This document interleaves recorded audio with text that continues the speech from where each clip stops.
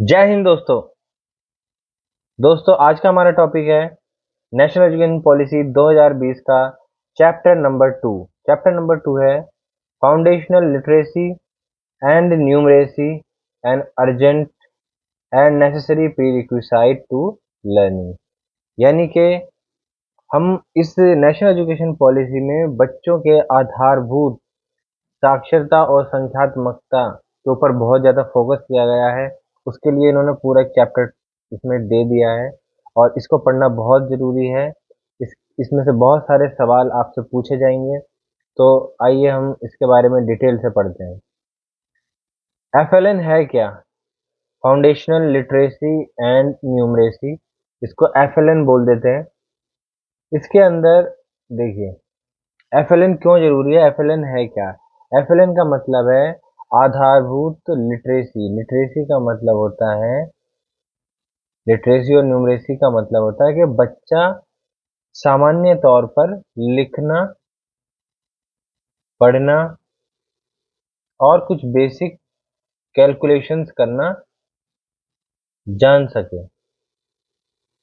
यानी कि वो दो शब्दों के तीन अक्षरों के, दो अक्षरों के शब्द लिखना, उन्हें पढ़ना जान पाए, वाक्य पढ़ना जान पाए। साथ ही वो बेसिक मैथ जैसे कि गुणा, जमा और भाग, ये सब वो करना जान पाए।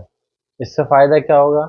इससे फायदा ये होगा कि जब छोटा बच्चा ये सब चीजें जान पाएगा, ये सब चीजें कर पाएगा, तो वो आगे चलकर बड़ी क्लासेस में आसानी से जो बड़े मेंटल प्रोसेस के जो सवाल होते हैं, बड़े मेंटल लेवल के जो बड़े सवाल होते हैं, उनकी कैलकुलेशंस को और हायर ऑर्डर की जो थिंकिंग है उसमें वो उसको काम आएगा। तो यही होता है हमारा एफएलएन। तो इसके अंदर बताया गया है, बहुत ज़्यादा इस पर फोकस दिया गया है कि ये प्री रिक्विसाइट है। प्री रिक्विसाइट का अर्थ होता है किसी कार्य को करने से पहले जो ज़रूरी चीज़ें होती हैं उसे प्री रिक्विसाइट कहते हैं। तो ये प्री रिक्विसाइट है, यानी कि पूर्व का कौशल एक तरीके से कह सकते हैं। पूर्व पूर्वगामी चीज़ें हैं जो बच्चे को आनी चाहिए, यानी छोटे बच्चे को। ये कहाँ तक? ये ग्रेड 3rd तक बच्चे को आनी चाहिए एफएलएन। और ये क्यों जरूरी है? लाइफ लॉन्ग लर्निंग के लिए। क्योंकि बच्चा अपने जीवन में जो भी कुछ सीखेगा तो उसका जब आधार बन जाएगा, एफएलएन में वो पारंगत हो जाएगा और उसका एक बेस बन जाएगा, तो उसके ऊपर फिर वो सारी उसकी जितनी भी लर्निंग है वो इसी पर होती चली जाएगी। आपने देखा होगा कई बार क्लास में बच्चे पढ़ाई लिखाई से दूर होते चले जाते हैं, वो पढ़ नहीं पाते और बाद में पता चलता है कि जी इनका तो बच्चों का बेस कमजोर है। बच्चों का बेस कमजोर होता है जिसे कहते हैं।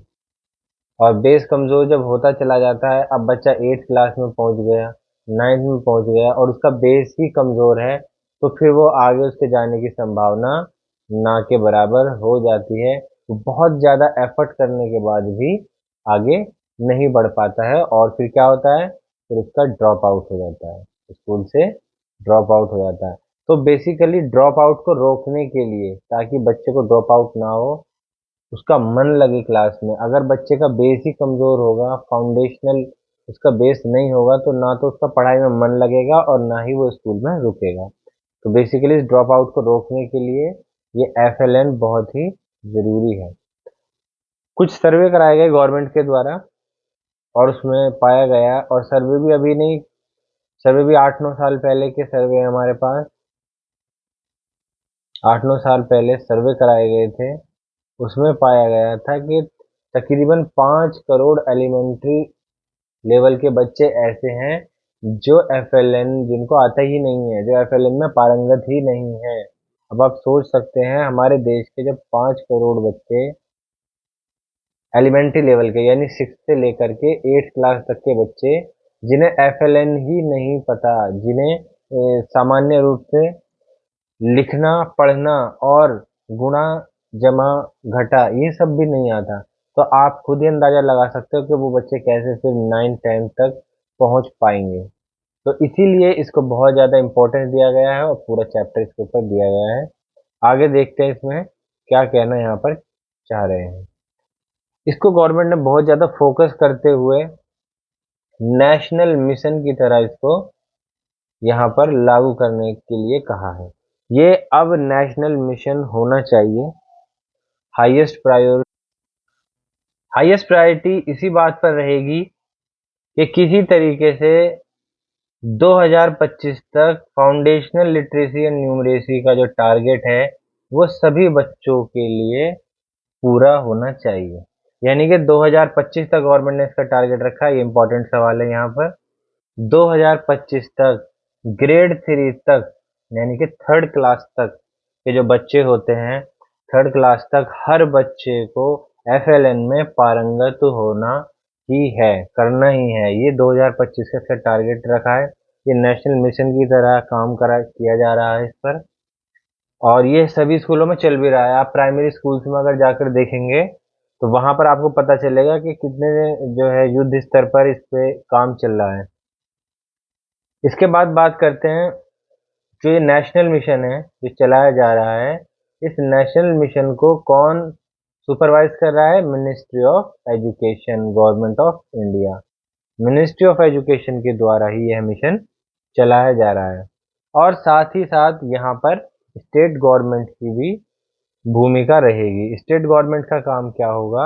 अपने अपने स्टेट्स में, स्टेट्स या यूटी जितने भी हैं, अपनी अपनी स्टेट्स में वो क्या करेंगे? इस प्लान को इम्प्लीमेंट करेंगे और उन्हीं को लक्ष्य 2025 तक ये लक्ष्य पूरा होना चाहिए एफएलएन का।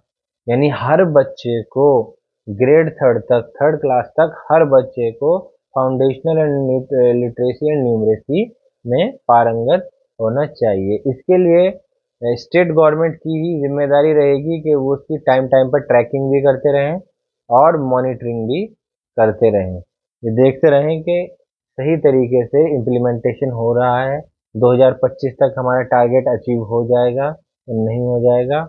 और 2025 आने में ज़्यादा समय भी नहीं बचा है, तो ये टारगेट नेशनल मिशन के तौर पर इस समय चल रहा है।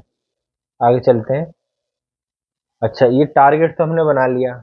अब टारगेट जब बन गया गवर्नमेंट को 2025 तक ये टारगेट पूरा करना है 2025 तक, तो उसके लिए क्या चाहिए? उसके लिए टीचर चाहिए होंगे ना क्लास के अंदर। टीचर ही तो ये सब बताएंगे, एफएलएन जो टीचर ही तो कराएंगे।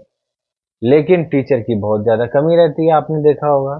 खास तौर पे जो अर्बन एरियाज हैं वहाँ पर तो टीचर्स की बहुत कमी है। खास तौर पर दिल्ली गवर्नमेंट के अगर आप स्कूल देखें, दिल्ली गवर्नमेंट के स्कूल्स तो कुछ ऐसे भी हैं जहाँ पर एक ही क्लास में 60, 70, 80 बच्चे भी होते हैं। और डेस्क कितने होते हैं बैठने के लिए? सिर्फ 24 डेस्क होते हैं जहाँ पर बच्चे बैठते हैं। तो यानी मैक्सिमम 48 बच्चों की कैपेसिटी है। और अगर क्लास में 60 बच्चे आ गए, 70 बच्चे प्रेजेंट हो गए, तो अब मुझे आप बताइए, आप खुद ही समझदार हैं, क्या वहाँ पर बच्चों को कुछ सिखाया जा सकता है? क्या किसी तरीके से कोई स्किल उन्हें सिखाई जा सकती है? तो ये बिल्कुल भी ना के बराबर पॉसिबल होगा। तो इसके लिए गवर्नमेंट ने कहा कि टीचर्स की वैकेंसी है, टीचर को आप वैकेंसीज को फिल करेंगे। उसके बाद ये रेशो आपको मेंटेन करना है 30:1 का। 30:1 बच्चों का, यानी कि 30 बच्चों पर एक टीचर काम करेगा एफएलएन के संदर्भ में।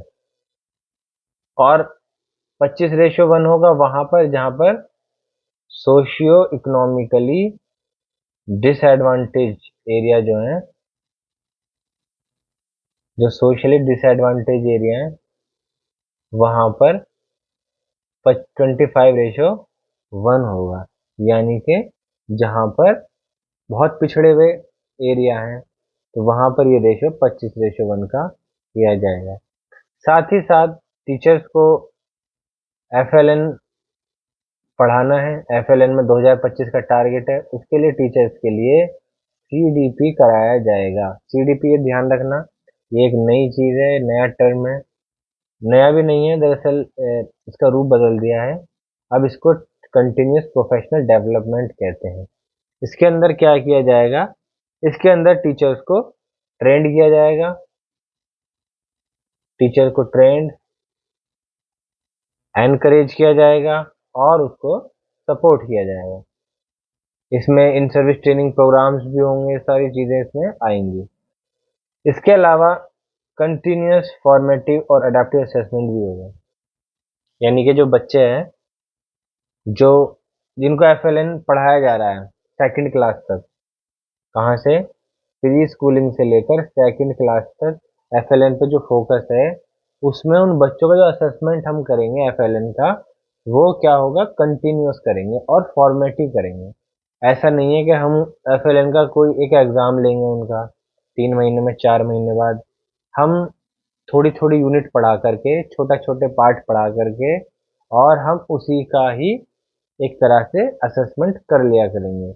जिस तरीके अडाप्टिव अडाप्टिव असेसमेंट मतलब जिस भी तरीके से टीचर क्लास में लेना चाहे और समय समय पर बीच बीच में लेता रहे, तो ये इसका असेसमेंट भी इस तरह से करना है एफएलएन का। आगे चलते हैं, स्कूल प्रिपरेशन मॉड्यूल।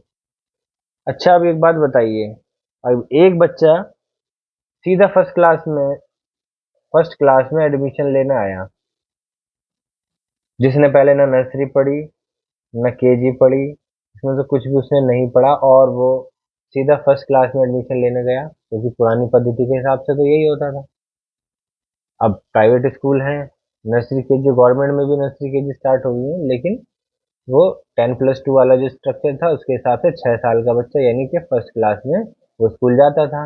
अब फर्स्ट क्लास में अगर वो एडमिशन लेने आया, तो कई बार क्या देखा गया था कि बच्चा जो है वो पिछड़ जाया करता था। शुरुआत में जब एडमिशन लिया, अब उस बच्चे को तो कुछ नहीं आता, उसे तो हिंदी के अक्षर भी नहीं पता और गणित में उसको गिनती भी नहीं आती। और लेकिन दूसरे बच्चे जो फर्स्ट क्लास में एडमिशन ले रहे हैं, उन्हें जो है दो शब्दों के, तीन शब्द, दो दो अक्षरों के और 3 अक्षरों के शब्द भी आते हैं उन्हें बनाने, उन्हें गिनती भी आती है 50 तक, 100 तक। तो फिर क्या होगा, ये जो बच्चा फर्स्ट क्लास में एडमिशन लेने आया है, ये बच्चा पिछड़ जाएगा तो यहीं से पिछड़ना शुरू हो जाएगा और आगे तक उसे बहुत ही दिक्कतों का सामना करना पड़ेगा। इसके लिए क्या किया, जिन बच्चों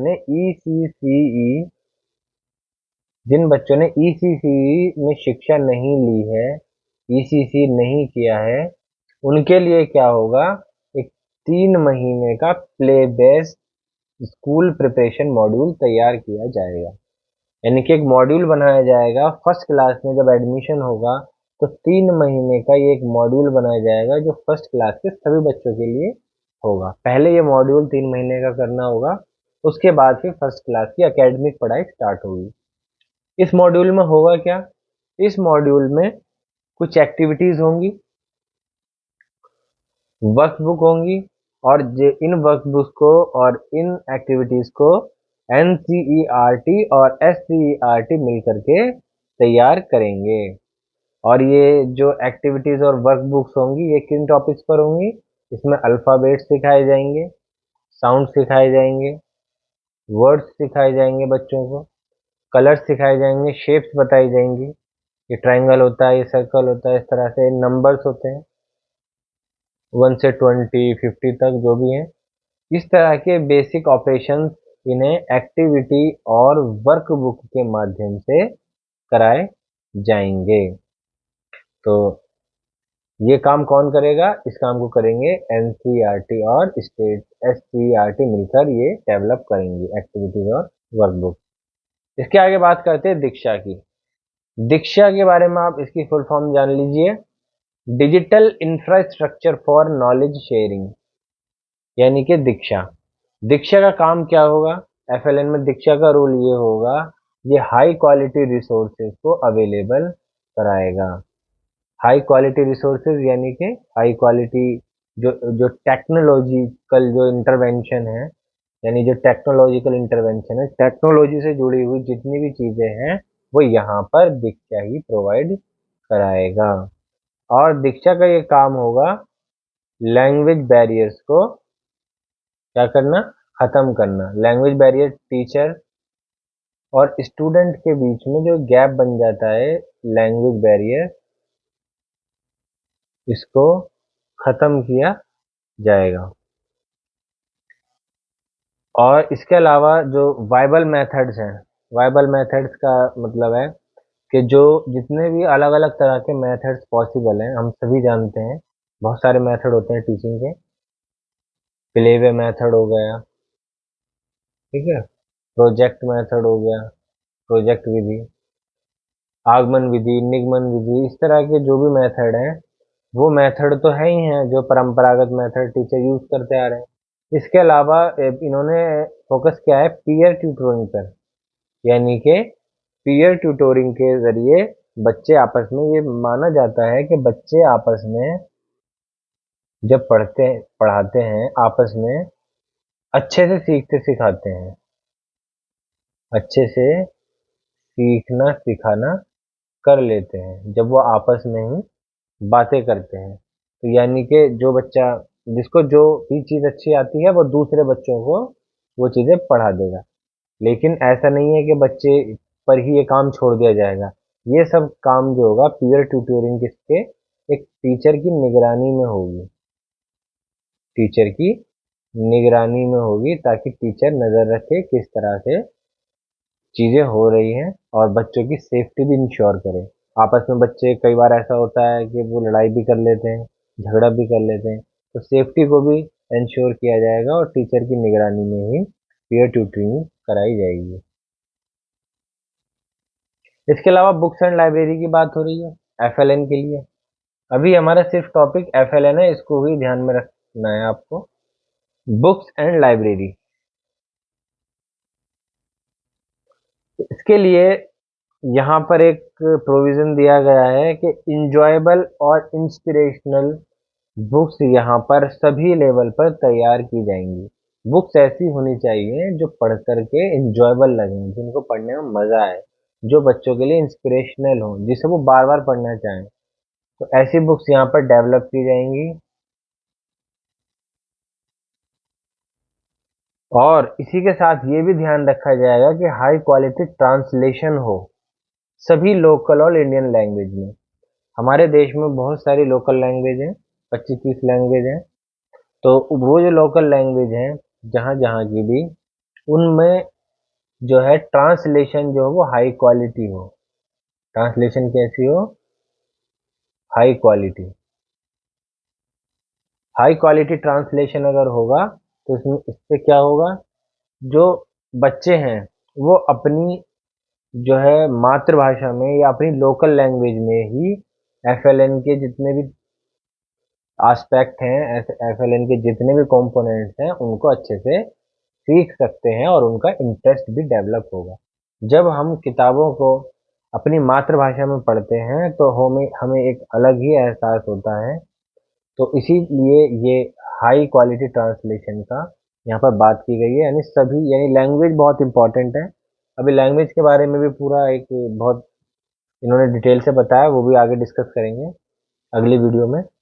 तो लैंग्वेज बहुत इंपॉर्टेंट है, सभी लैंग्वेज में वो किताबें अवेलेबल होनी चाहिए। इसके अलावा स्कूल एंड पब्लिक लाइब्रेरी में ये सारी किताबें अवेलेबल होनी चाहिए। डिजिटल लाइब्रेरी, डिजिटल लाइब्रेरी यानी आप देखते हैं फ़ोन में जो आप डिजिटली पढ़ सकते हो चीज़ों को, जिनका प्रिंट फॉर्म में नहीं होती, एक डिजिटल लाइब्रेरी भी डेवलप की जाएगी, ताकि जिनका एक्सेस ना हो पाए लाइब्रेरी तक या फिर स्कूल तक, तो वो डिजिटली अपने स्मार्टफोन में, टैबलेट में, कंप्यूटर में, कहीं भी ना डिजिटली ये पढ़ सकते हैं।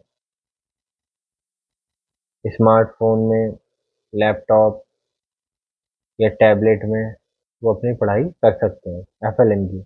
School libraries in village to serve community during non hours. School village के अंदर एक नया इनिशिएटिव ये किया गया है कि जो कम्युनिटी है उस कम्युनिटी के अंदर भी एक पहल की गई है, ताकि उन्हें भी, कम्युनिटी को भी फाउंडेशनल लिटरेसी न्यूमरेसी आ जाए। इसके लिए जब स्कूल का टाइम ख़त्म हो जाएगा, जब स्कूल बंद हो जाएगा, तो उस स्कूल के बाद का जो समय बचते हैं 4-5-6 घंटे, उसमें से कोई टाइम फिक्स कर करके हम वहाँ पे विलेज में कम्युनिटी के लिए उसको खोल देंगे, लाइब्रेरी को, और वहाँ पर भी एफएलएन सीख सकते हैं। एफएलएन को लेकर एक गवर्नमेंट का वैसे भी एक मिशन चल रहा है, आपको पता होगा, एनआईएलपी, जिसको कहते हैं new India literacy programme. New India literacy programme. इसके अंदर 14 साल से अधिक उम्र के जितने भी लर्नर्स हैं और उसकी कोई एज नहीं है, 80-100 साल तक जहाँ तक भी हैं और वो पढ़ नहीं पाए, किसी वजह से स्कूलिंग नहीं कर पाए, तो उनके लिए NILP प्रोग्राम चलाया जाता है। इसके अंदर भी क्या कराया जाता है, FLN में उन्हें पारंगत किया जाता है। तो ये एक गवर्नमेंट ऑफ इंडिया का एक मिशन ये भी चल रहा है। साथ में ये तो स्कूलों का पार्ट हो गया, FLN जो मैं आपको पढ़ा ही रहा हूँ। इसके अलावा एक बात और कही जा रही है, नेशनल बुक प्रमोशन पॉलिसी। एक पॉलिसी और बनाई जाएगी, ये कह रहे हैं एक पॉलिसी और बनाई जाएगी जो प्रमोट करेगी बुक को। नेशनल बुक प्रमोशन पॉलिसी, इसका उद्देश्य क्या होगा? अच्छा, इन सब चीज़ों को हम पढ़ा रहे हैं, इनका उद्देश्य है ताकि हम एक रीडिंग कल्चर डेवलप कर सकें। हम लाइब्रेरी खोल रहे हैं जगह जगह, स्कूल में, स्कूल के बाद भी हम कुछ आवर्स में कम्युनिटी के लिए खोल रहे हैं। तो इन सब का जो एक मोटिव यही है कि रीडिंग कल्चर हम किसी तरह से पैदा कर सकें। तो उसी के लिए एक नेशनल बुक प्रमोशन पॉलिसी बनाई जाएगी, जिनका काम होगा कि बुक्स की अवेलेबिलिटी, एक्सेसिबिलिटी, क्वालिटी, बुक्स की अवेलेबिलिटी, एक्सेसिबिलिटी,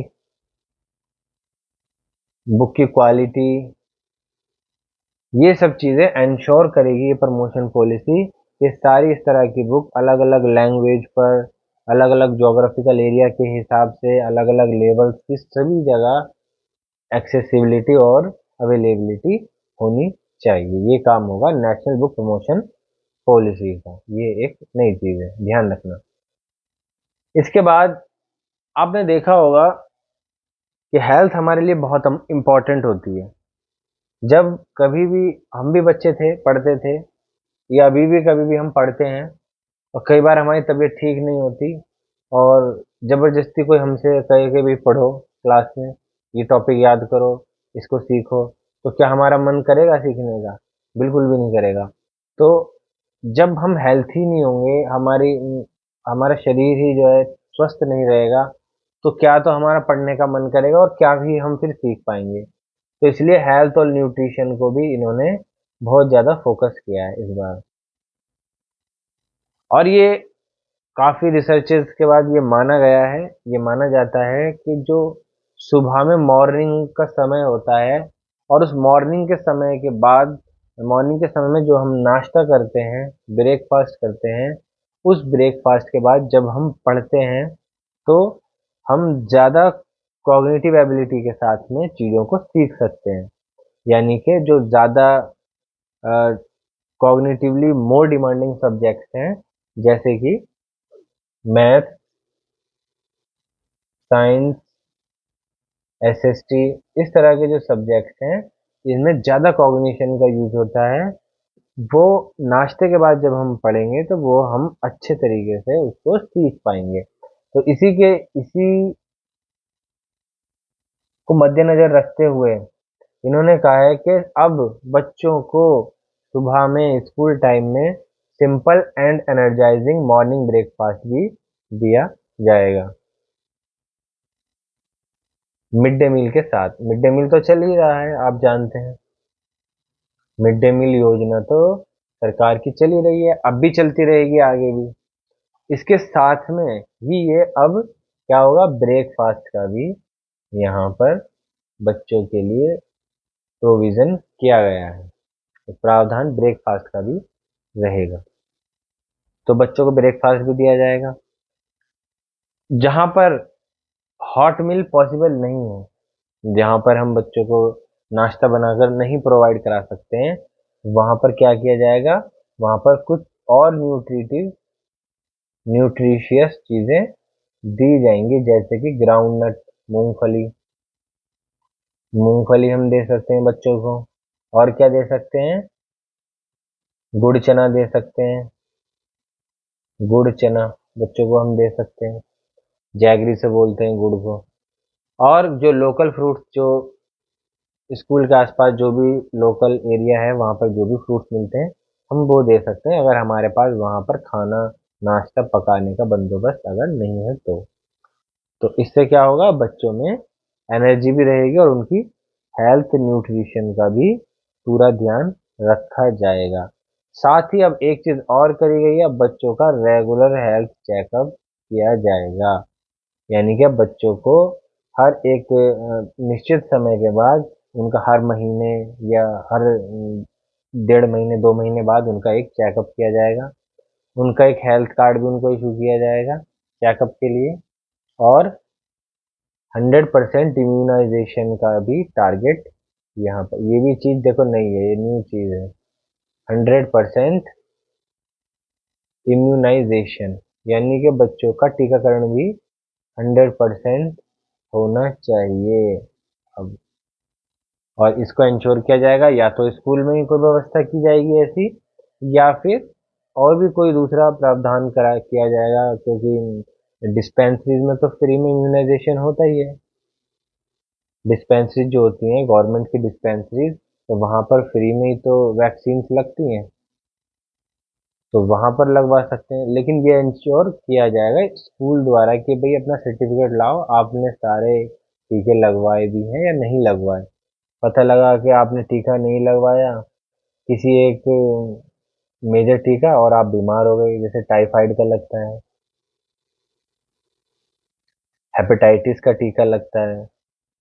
तो अब हेल्थ की बात हो रही है और बच्चा टीका यहाँ पर नहीं लगवाएगा, तो क्या होगा, उसको ये सब गंभीर बीमारियां भी हो सकती हैं।